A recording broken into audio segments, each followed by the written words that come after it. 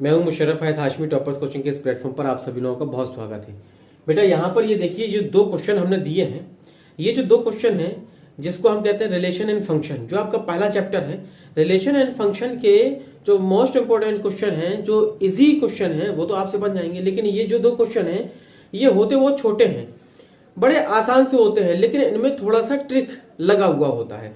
मतलब आपने पूरा चैप्टर भी पढ़ा, आपको नॉर्मली सभी क्वेश्चन आते थे, बट थोड़ा सा अगर उसने क्वेश्चन को घुमा दिया तो आप वहां पर बिखर गए, आप वहां पर समझ नहीं पा रहे हैं कि इस क्वेश्चन को हमें कैसे सॉल्व करना है। इसी टाइप के ये दो क्वेश्चन जो हम आपको अभी बता रहे हैं और इसके आगे जो क्वेश्चन बताएंगे वो इतने महत्वपूर्ण क्वेश्चनों में से कुछ क्वेश्चन ऐसे हैं जो आपके बोर्ड एग्जाम में अधिकतर घूमते नजर आ जाएंगे, बोर्ड एग्जाम में आपको नजर आ जाएंगे, पेपरों में, प्रश्न पत्र में आपको मिल जाएंगे और बहुत अच्छे किस्म के प्रश्न होंगे। लेकिन इनको सॉल्व करने का एक बहुत अच्छा तरीका कैसे हो सकता है जिसे हम सिंपल लैंग्वेज में आसानी से समझा सकें, आसानी से उसे शॉर्ट कर सकें। ठीक है, तो जरा समझिएगा। पहला क्वेश्चन है कि सिद्ध कीजिए कि फलन f such that real to real जो fx is equal to cos x, cos x एक फंक्शन है, x बिलोंग्स टू r से परिभाषित है, ना ही एकाकी है और ना ही अच्छादक है। मतलब हमें सिद्ध करना एक फंक्शन है हमारे पास में fx बराबर cos x जो कि ना तो एकाकी है और ना ही अच्छादक है। अब आपको कंडीशंस पता होना चाहिए कि भाई एकाकी कब होता है और अच्छादक कब होता है। ठीक है, ये आपको पता होना चाहिए। अगर नहीं पता है तो पहले पीछे वाली वीडियो में जाइए और पहले इनको क्लियर करिए, उसके बाद में फिर ये देखिए।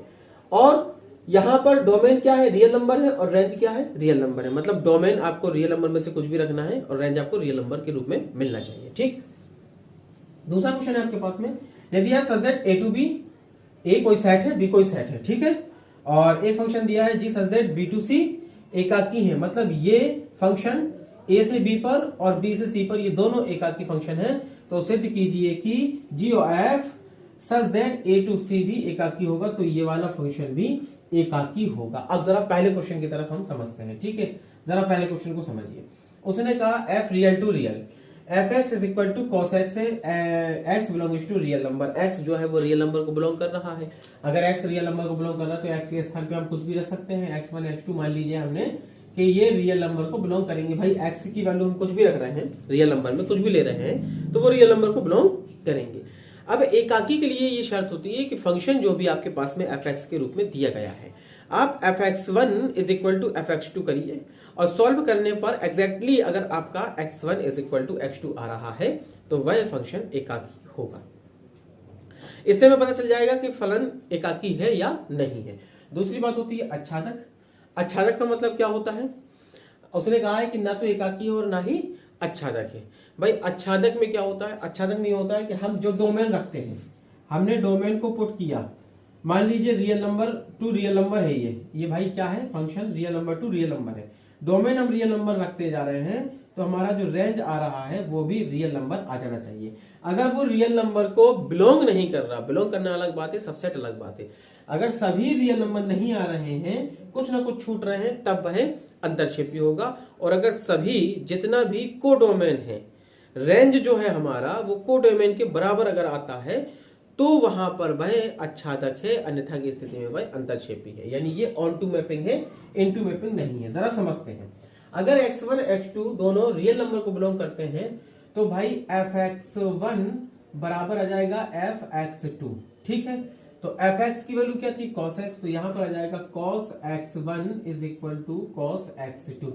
ठीक है, अब cos x1 is equal to cos x2, तो आपने यहां पर पढ़ा है 11th की मैथ में भी और सेकंड चैप्टर में भी आपको मिल जाएगा कि cos theta is equal to, यदि cos अल्फा होता है तो थीटा की वैल्यू जो, देखिए यहां पर हम समझाने की कोशिश कर रहे हैं, यदि cos theta is equal to cos alpha होता है तो थीटा का जो व्यापक मान होता है वो होता है 2n pi plus minus alpha. ठीक है, ये चीज आप जरा याद रखिएगा। तो इसके अकॉर्डिंग अगर हम देखेंगे तो ये निकलेगा x1 is equal to 2n pi plus minus x2। अब अगर हम इस इक्वेशन से देखें तो ये इक्वेशन बता रही है कि x1 does not equal to x2, x1 x2 के बराबर नहीं है। जब x1 x2 के बराबर नहीं है तो ये एकाकी तो नहीं है। अब ये पता चल गया कि एकाकी नहीं है। चलिए अब अच्छादक को देखते हैं। भाई x तो बिलोंग कर रहा है रियल नंबर को, इसमें हम x की कोई भी वैल्यू रख सकते हैं, लेकिन जो भी वैल्यू हम रखेंगे उसमें cos x की जो वैल्यू आएगी वो minus x is greater than और equal plus x is less than और इक्वल। मतलब cos x की वैल्यू -1 और +1 के बीच में रहती है, -1 से +1 तक के लिए।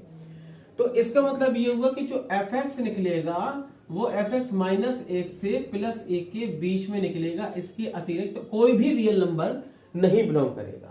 मतलब बाकी के जो रियल नंबर है, बाकी की जो वैल्यू है वो नहीं आएगी, अर्थात कि रियल नंबर में कुछ ना कुछ छूट जाएगा, क्योंकि -1 और +1 के बीच में जो वैल्यू है वही आपका रेंज आना है। तो रेंज का एरिया वाइड नहीं है, रेंज का एरिया सिमट गया -1 से +1 के बीच में। तो रेंज जो है वो कोडोमेन को बिलोंग नहीं कर रहा, क्योंकि कोडोमेन तो है रियल नंबर, रियल नंबर तो सभी आ नहीं रहे, छूट रहे हैं। मतलब आपका ये हुआ कि यहां पर जो आपका रेंज है वो सबसेट है किसके, कोडोमेन के। इट मींस हम इसको ऐसा भी लिख सकते हैं कि fx सबसेट रियल नंबर। कौन सा रियल नंबर, ये वाला रियल नंबर। तो इसका मतलब ये क्या है भाई, अंतरक्षेपी है, ये आच्छादक नहीं है। उम्मीद है कि समझ में आया होगा। दूसरा क्वेश्चन समझिए। उसने कहा है कि a to b और b to c दोनों एकाकी हैं, इसमें भी वही कहानी है। तो सिद्ध कीजिए कि ये भी एकाकी होगा। चलिए मान लेते हैं कि x1 x2 बिलोंग करेगा किसी सेट को, a सेट है, b सेट है, c सेट है, किसी सेट को बिलोंग कर रहा है। अगर बिलोंग कर रहा है भाई, ये एकाकी है, ये भी एकाकी है। तो अगर ये दोनों एकाकी हैं तो भाई ये फंक्शन हमारे पास में है g of x1 is equal to g of x2। अगर ऐसा करते हैं हम, तो इसकी वैल्यू क्या आ जाएगी, ये हमने फंक्शन रखा, मतलब हम जानते हैं कि fx1 बराबर fx2 होना चाहिए, इतना होता है। तो इसको अगर हम सॉल्व करेंगे तो ये बन जाएगा हमारा x1 is equal to x2, और x1 is equal to x2 यदि हमारा बन रहा है तो इसका मतलब ये है कि GOF such that A to C में भी क्या है, एकाकी है। बस इतनी सी बात है। तो कभी ये क्वेश्चंस जो है वो कभी कभी फंसा देते हैं। ये क्वेश्चंस बहुत इजी होते हैं, आपको समझना आवश्यक है। ऐसे ही क्वेश्चन को या इसी टाइप के और अच्छे क्वेश्चंस जो आपको प्रॉब्लम कर रहे हैं या जो उनकी लैंग्वेज नहीं समझ में आ रही है, अगर आप चाहते हैं कि हम आपको समझाएं तो आपको कमेंट्स करके बताना होगा कि हाँ भाई हमको कौन से क्वेश्चन में प्रॉब्लम फंस रही है। उस क्वेश्चन को हम वेरी शॉर्ट और वेरी सिंपल करके आपको बता सकते हैं। ठीक है, तब तक के लिए धन्यवाद।